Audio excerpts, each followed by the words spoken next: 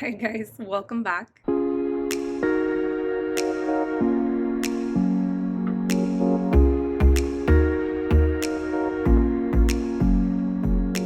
I don't even know where to begin, but I'm just going to get into what I'm doing today because I actually have a lot of things I'm going to do, but I'm going to tackle the biggest project first. And if you didn't tell from the title, I'm going to be chopping up my monstera. Let me tell you a little bit about my monstera. So I got this guy, I would say about 3 or 4 years ago, something like that. And it was a little baby. I think it was probably about 10 inches tall, and it has grown substantially, as you can see. It used to be bigger and it used to be fuller. I had chopped a good portion of it off to propagate and sell, and was left with a medium-sized plant, which was totally fine. And then my brilliant mind thought, let me move it farther back into the living room where where it's farther away from the window. And it got quite mad at me. It didn't like it. It dropped leaves. It even had one stem completely rot. So before it got too much worse, I moved it back closer to the window again. Sorry. And it started to grow, which great. It's its happy place. But now it's just two lovely little stems. Although I would probably be fine with just two stems, it has grown rather leggy. This is a very easy plant to propagate. I want to start over again. If I completely kill the root ball, at least I'll have the propagations to fall back on. And it's not like this plant isn't replaceable. You can find Monstera deliciosas at supermarkets. That's how common they are. So I'm going to take you through, oh gosh, I keep hitting it. No wonder it doesn't like me. I'm going to take you through propagating this plant, what I'm going to do with it. You can follow along. Now with many aroids, you will notice these little joints, which are known as the nodes. The spaces in between are the internodes. We have large aerial roots that are coming out from the nodes. I'm just going to break some of these off so you can see. Now I have two vines here. Some of them have some more aerial roots coming out. Some are a little leggier than others. Some you can see where I've taken the cuttings before. But I'm going to basically chop this down as far as I can, cutting in the internodes. But I'm also going to double check and make sure I have a growth point at each node. And let me give you an example of what that might look like. Usually where you can feel a little nub right in there, that is where you're going to get a new growth point.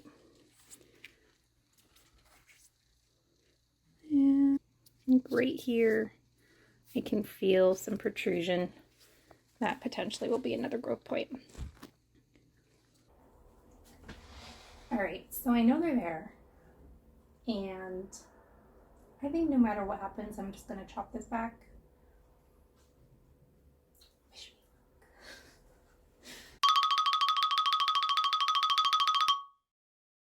I may or may not have completely regretted this.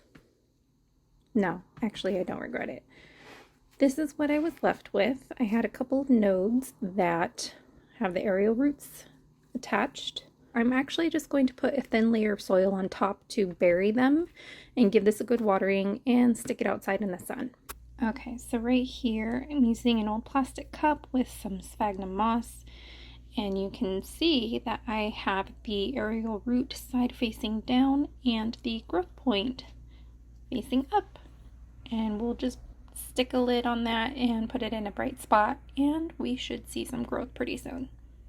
These are all the leaves that I have cut off, some of them with long aerial roots attached, which I think will actually be quite hardy. I might have to get a larger vessel, but we will see next few weeks how many of these survive, and once they do, I will repot them later.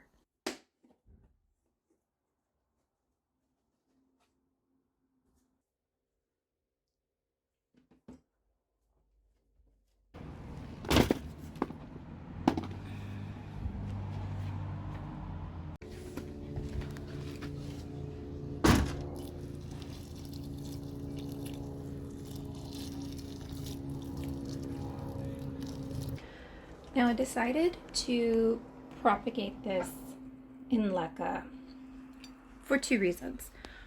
One, I think it'll be less shock on the roots when I actually plant it in a soil medium. And two, because the vessel I'm using is rather wide, it's going to help the leaves prop up. Sorry, lighting. It's going to help the leaves prop up so they're not leaning over and taking up more space. So that way I have a nice, compact, upright vessel of Monstera propagations. I thought about doing a time lapse or actually filming this a little later in a few weeks to kind of show you the progress of the roots, but I think that will take way too long and I want to turn around this video quite quickly. So what I'll do is update you in a couple of weeks via vlog and you can see the progress these cuttings have made.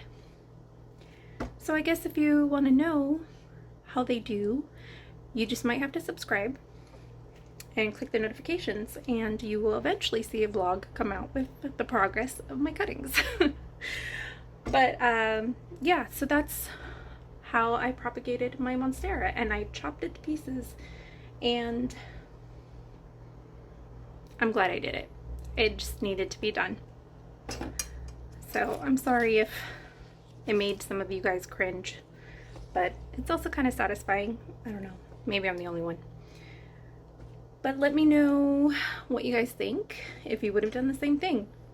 I just didn't want a leggy Monstera. I wanted to start from scratch and get a fuller plant.